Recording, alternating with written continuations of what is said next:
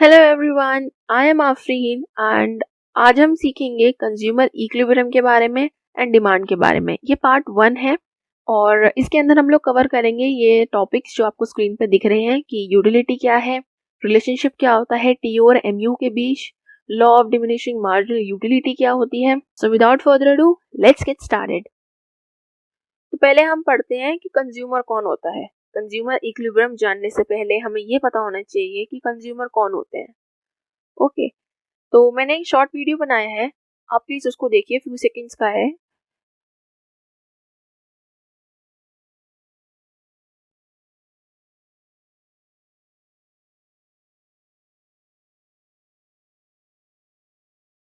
Okay, तो इस animated video से हमें ये पता लगता है कि जो ये लड़की है वो एक कंज्यूमर है, क्योंकि एक ये फर्नीचर शॉप में गई और इसने एक सोफा परचेज करा वहां से। ठीक है, तो शॉपकीपर के लिए ये उसका कंज्यूमर है।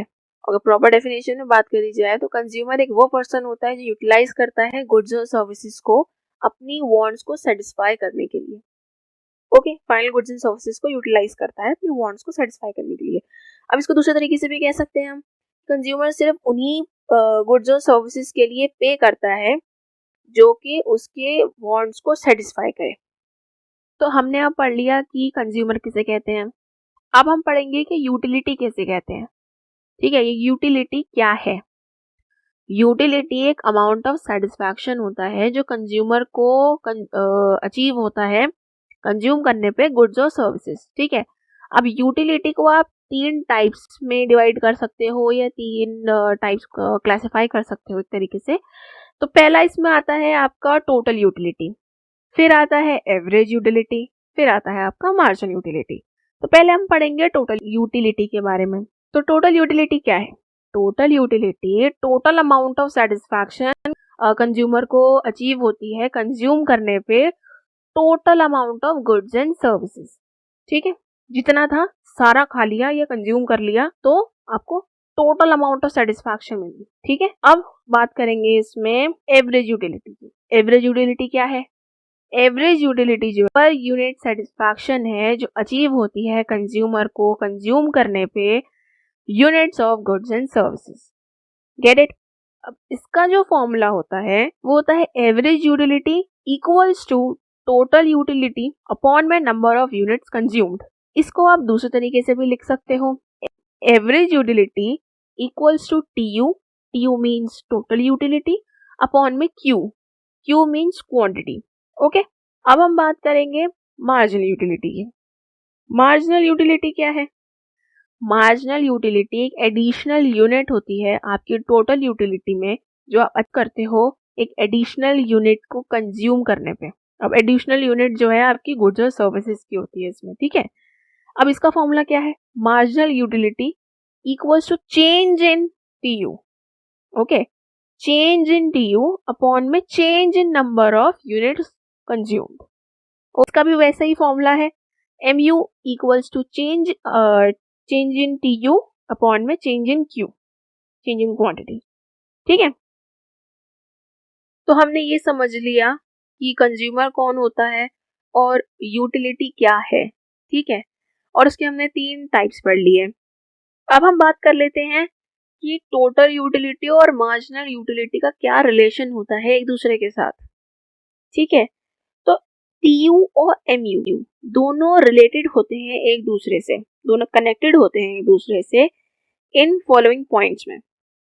अब ये पॉइंट्स क्या हैं? पहला पॉइंट इसमें होता है कि जब आपका टोटल यूटिलिटी जो है इंक्रीज करेगा जितना ज्यादा, उतना आपका मार्जिनल यूटिलिटी जो है पॉजिटिव रहेगा।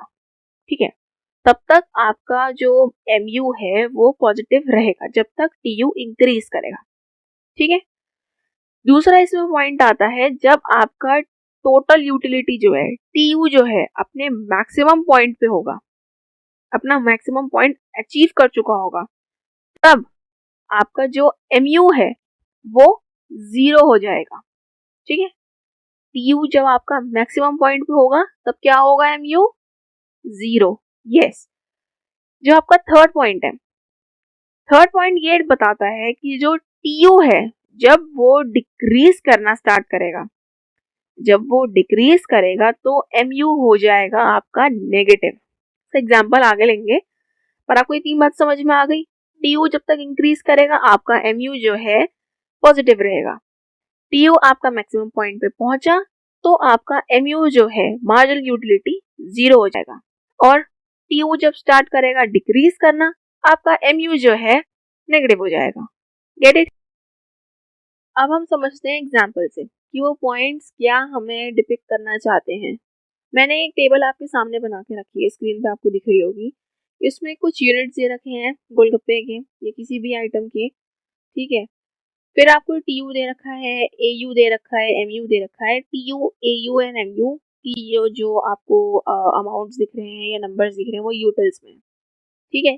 ये तो मैंने बनी बनाई आपको बताई है कि फर्दर आपको बता सकूं, पर अगर आपको ये बनानी हो तो आप कैसे बनाओगे? AU और MU का फॉर्मूला मैंने आपको बताया था लास्ट स्लाइड्स में। तो AU का फॉर्म अगर आपको एवरेज यूटिलिटी निकालना है तो आप कैसे निकालोगे? एवरेज यूटिलिटी का फॉर्मूला होता है AU equals to TU upon में Q। तो मैं आपको पहले दो यूटिल्स जो यूनिट्स हैं उनका AU निकाल के दिखाती हूँ, देन फिर फर्दर प्रोसीड करेंगे। तो फर्स्ट यूनिट पे आपका क्या है? TU 10, क्वांटिटी क्या है आपकी? 1। ये यूनिट क्या है आपकी? 1। तो आपका AU जो है पहला 10 होगा, ठीक है। ऐसे ही जब आप सेकेंड यूनिट करोगे, सेकेंड यूनिट क्या है आपकी? TU क्या है सेकेंड यूनिट पे? 18, और आपका जो यूनिट है 18 पे वो है 2, तो इसका आंसर क्या आएगा? 9 ऑब्वियसली, ठीक है। ऐसे ही इसको आप सॉल्व करोगे। अब हम बात कर लेते हैं MU की। MU कैसे निकलता है? MU का फॉर्मूला मैंने आपको बताया था, MU equals to change in TU upon में चेंज इन Q या change in number of consumed, ठीक है, नंबर ऑफ यूनिट्स कंज्यूम्ड। पहले 2 यूनिट्स बताऊंगी इसमें फॉर्मूले के थ्रू, देन आप इसको फर्दर समझिएगा। अब आपको पहले यूनिट का निकालना है MU मार्जिनल यूटिलिटी, तो कैसे निकालोगे? चेंज इन TU क्या है? पहले 10। चेंज इन Q क्या है? ये change in number of unit consumed क्या है? 1। पहले का आया आपका आंसर 10। फिर अगर आप बात करो सेकेंड यूनिट की, तो सेकेंड यूनिट पे क्या है? सेकेंड यूनिट पे आपका जो चेंज आया है 10 से 18 पे आया है आपका टोटल यूटिलिटी। तो चेंज क्या आया TU में? 8 का आया, ठीक है। 8 का चेंज आया। अब आपका जो चेंज इन Q है ये चेंज इन Q, ठीक है। तो आप उसको कैसे बताओगे? 1 से 2 पे आया है, क्या डिफरेंस है दोनों के बीच में? 1 का। तो क्या आंसर आया इसका? आपका MU आया आपका सेकेंड यूनिट पे 8। थर्ड पे आपका क्या है? 24। 18 से जब आप 24 पे आए तो कितने का डिफरेंस है? 6 का डिफरेंस है। और ऐसे ही जो चेंज इन Q है 2 से 3 पे आए, कितने का डिफरेंस है? 1 का डिफरेंस है। तो 6 अपॉन 1 क्या आएगा आंसर? आएगा। ऐसे ऐसे ही इसको आगे सॉल्व करना है। So as we can see in this schedule that TU increases till 6th unit of Golgappa or any item, and MU remains positive till this point and become 0. Get it? And after that, इसके बाद MU become negative because TU starts falling in this stage. इससे हमें ये समझ में आता है आपका TU और MU इंटरलिंक्ड है, एक दूसरे से इंटरकनेक्टेड है। कैसे? जब तक आपका TU जो है इंक्रीज करेगा MU आपका पॉजिटिव रहेगा।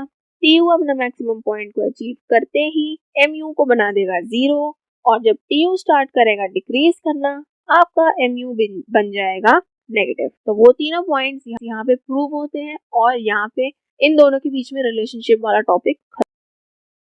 Law of diminishing marginal utility, ये एक इम्पॉर्टेंट टॉपिक है। अब ये जो लॉ है वो प्रोनाउंस करा गया था प्रोफेसर एल्फ्रेड मार्शल ने, ठीक है, उन्होंने इसको प्रोनाउंस किया था। अब उनके अकॉर्डिंग कंज्यूमर जो है तब तक कंज्यूम करेगा या तब तक और ज़्यादा यूनिट्स को कंज्यूम करेगा सिमिलर कमोडिटी की या गुड्स और सर्विसेज की, जब तक उसका जो सेटिस्फैक्शन लेवल है डिमिनिश ना करे, ठीक है, या डिक्रीज ना हो जाए, तब तक कंज्यूमर यूनिट्स को कंज्यूम करता रहेगा सिमिलर गुड्स और सर्विसेज की या कमोडिटी की। अब इसको एग्जांपल से समझते हैं।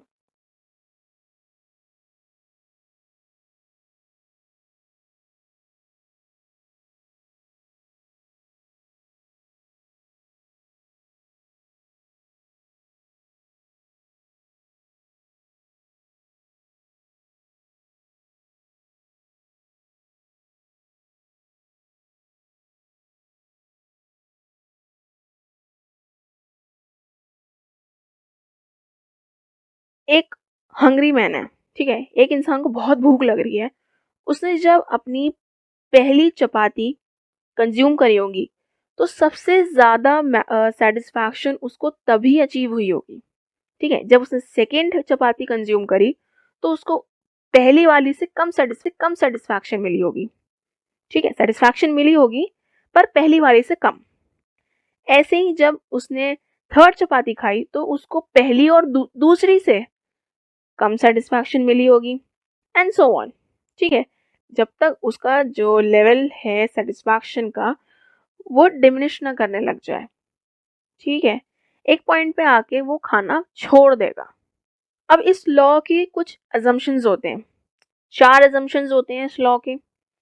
पहला होता है taste preference of consumer will remain constant. Taste of preference जो है कंज्यूमर का वो कांस्टेंट रहेगा, ये अजम्पशन होता है इस लॉ का। सेकेंड अजम्पशन जो होता है कि जो गुड्स का प्राइस है और या फिर आप कहो इनकम जो है कंज्यूमर की वो भी कांस्टेंट रहेगी, कोई चेंज नहीं आएगा इस कंज्यूमर की इनकम में या फिर गुड्स के प्राइस में, दोनों कांस्टेंट रहेंगे।